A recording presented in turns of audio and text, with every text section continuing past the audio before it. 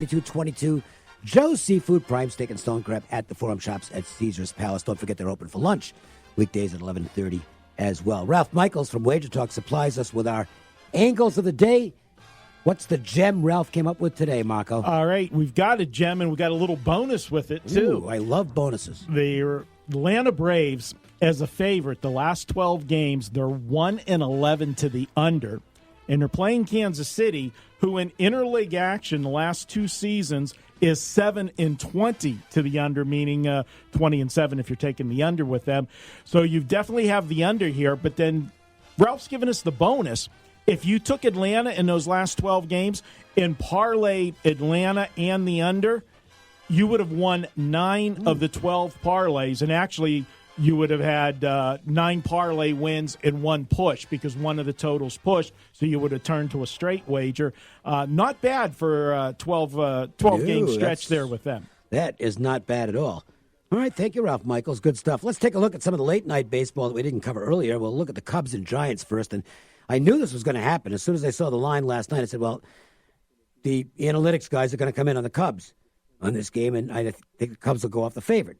And it has, in fact, turned into a pros versus Joes because the public market is on the Giants. The sharper market is on the Cubs.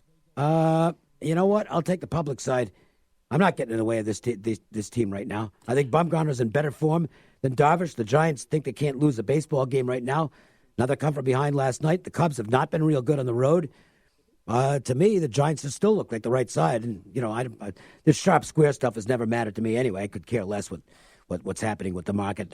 I'm going to go with the sides I like. I didn't play it, but it's real close for me, and I like the Giants. Yeah, the Giants, you can't argue the way they're playing, Dave. 9-1 their last 10, 15-3 in the month of July. The only thing and Bumgarner's playing well. Last 2 starts, 12 innings pitched, 1 run.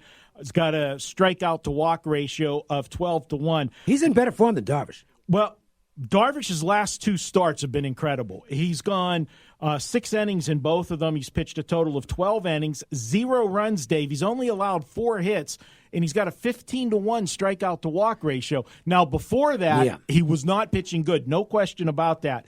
The thing with San Francisco right now, Dave, they're in, as we head to the trade deadline, all summer, at the beginning of the summer, we were talking about them being a seller. They might still be. You know, but I mean, they don't have to now, and I'm not sure they will. But they could even be a buyer.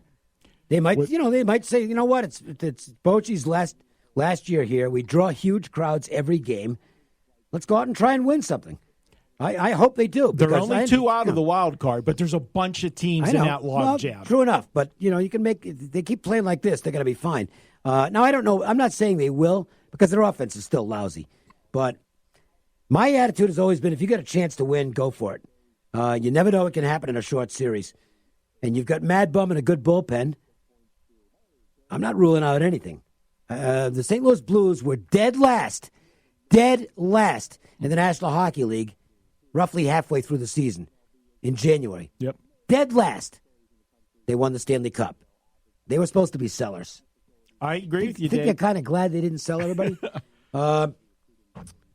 Let's look at the A's and Astros. And look, this is a big price. But before you say, boy, that's some nice value with Fires against Miley, you better take a look at what Wade Miley has done at home. You'd think, boy, that it's a soft tosser like Miley. Yeah, he gives up fly balls. He's going to get crushed if he does. But he's not giving them up. The ball's staying in the park. And using the old Bill James game score method, he's had 1 start all year with a game score of less than 61 at home. 50's average. That tells you he's been sensational at home. Mike Fiers, however, not unfamiliar with these surroundings because he spent some time pitching at Minute Maid, and he's been good for the A's. I could only play the Houston side, but I think I got priced out a little bit. Yeah, Houston is the way you have to go here. Wade Miley, that ERA at home, 1.86. Dave, here's another one. In that ballpark. Right. 1.86, especially for a lefty. That is awesome. You watch his stuff and you say, how does he do it, though? I mean, because he's not going to overpower you. But, Dave, you hand him the ball against a division opponent the last 2 seasons, they are 15-3 when he takes the mound against a division opponent. I think they're 20. think I don't have the numbers in front of me. I think it's 26-10 or some absurd thing in his last. It might even be better than that in his last 36 starts. He has been money in the bank. Absolutely, can't disagree with you. Wade Miley or pass. The Angels and Dodgers meeting for the third time this season. The first two were in Anaheim, and the Angels were home dogs in both games, and they won them both. Yep. So, the Angels are going to be excited about this. Not that they're out of the playoff hunt in the American League. They're in it. Not in great shape, but they're in the race. But to me, the biggest thing they could do this year would be to sweep the Dodgers. They would love to sweep their rivals in the Freeway Series. At the same time, the Dodgers are probably looking at this and going, yeah, we got swept down there. Let's pay him back here. Yeah. You've got Kenta Maeda, who's the least respected of the Dodger pitchers, but he's still a pretty effective guy. And the Angels will go with Felix Pena, who was part of the no-hitter on that Friday night a couple weeks ago, which was amazing. 2 starts back. Then he got crushed in his last start.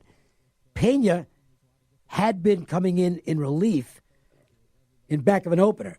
Now, it looks like the Angels have also done away with the opener. This little trend may have already run its course in Major League Baseball. And Pena as a starter hasn't done well. So I think the Dodgers are the right side here. Of course, that's reflected in the price there. I'm not going to say enormous favorites, but they're pretty big. They're big favorites, Dave. There's no question about that. I'm looking at $1.94 around town. And here's the thing, Dave. When we talk about these two matching up, generally this series means more to the Angels. But as you said, because they got swept in the first series, the Dodgers are going to come and play ball here. And the other thing, Dave, we've talked all year about the Dodger pitching, but there's been times where they've needed that pitching because they needed to win games 3-2 or 3-1. You look right now, and the Dodgers are smacking the ball all over the ballpark. 8 of their last 9 games, they've scored 6 runs or more, and they've had a lot of crooked numbers up on the scoreboard. I can't get in front of them the way they're hitting the baseball right now. And the good news is those of us here in Las Vegas will actually get to see the game tonight because you can watch the Angels broadcast, and you'll get to see the Angels and the Dodgers. One worry for the Dodgers, by the way, and I think this is something they're going to have to try and take a shot at the deadline. Their bullpen stinks.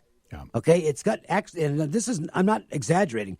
They've got one of the worst high leverage ERAs in all of baseball as far as bullpens are concerned this year. If they match up with the Yankees or Astros, two teams with very strong bullpens, the Dodgers are basically going to be forced to have a big lead after 6 innings if they want to have a real good shot at winning the game, because they don't have finishers. Jensen hasn't been as good as he's been. Joe Kelly's been erratic. Baez is a human rain delay, and he's not that good anyway. I think they're going to go out. They're going to have to go out and get somebody. And to me, I'm on the phone with Detroit saying, "What do you want for Shane Green?" Mm-hmm. I think he's the perfect guy to set up Jensen. And if Jensen can't get the job done, you can give it to Shane Green. And that's why, Dave, when I said in the earlier segment with Jeff, get me Washington into the playoffs, into a 7-game series.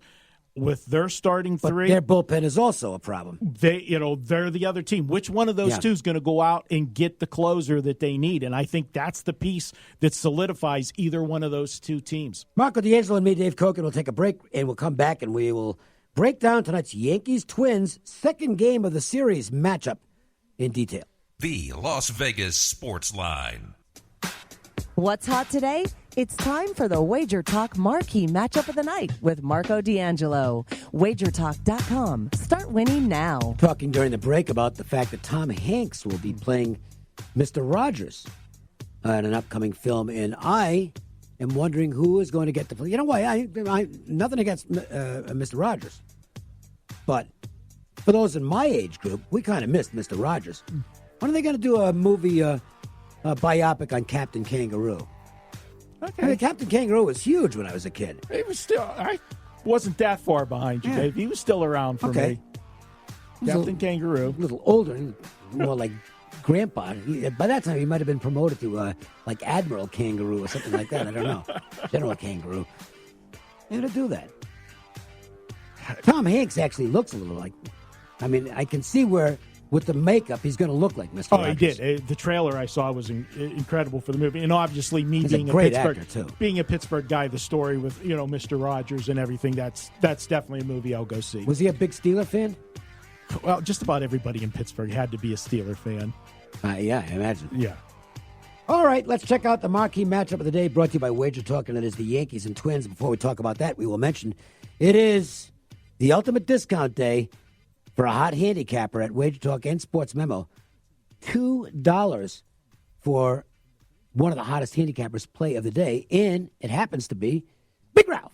Ralph Michaels on a roll right now, and he's got a $2 best bet today. I affectionately refer to Ralph as Statman Michaels. He is amazing. The stuff, and you hear his stuff every day here with the Joe's Angle of the day. Wait till they get to college football. Oh, because that's Ralph's game. That's college basketball, but college football is, it really is his game, and you are going to get information overload, but it'll be useful information. Absolutely, and you can get his play tonight. He's got a game of the month up tonight for $2. Check it out. Normally, you'd pay $25, $30 for the play. Great opportunity to do it. If you're new to WagerTalk, this is the best time to come on board. Check it out over at WagerTalk and also at our sister company, Sports Memo. They have the $2 Tuesday as well. And great way to get started, Dave. I have a play up as well, but we're actually going to talk about it right now, so I don't know that it's worth buying because you're going to get my side by listening to the show. That's the Yankees and Twins. And a couple of stats that stick out, and I'm not a big trend guy, as you know, but the Yankees have had Sherman on the mound 4 times when they're coming off a team loss. The prior game, 4-0. And the Yankees have also not lost 3 in a row too many times this year. I think they've lost 3 in a row only 3 times. So they've been very good after winning or after losing 2 straight games.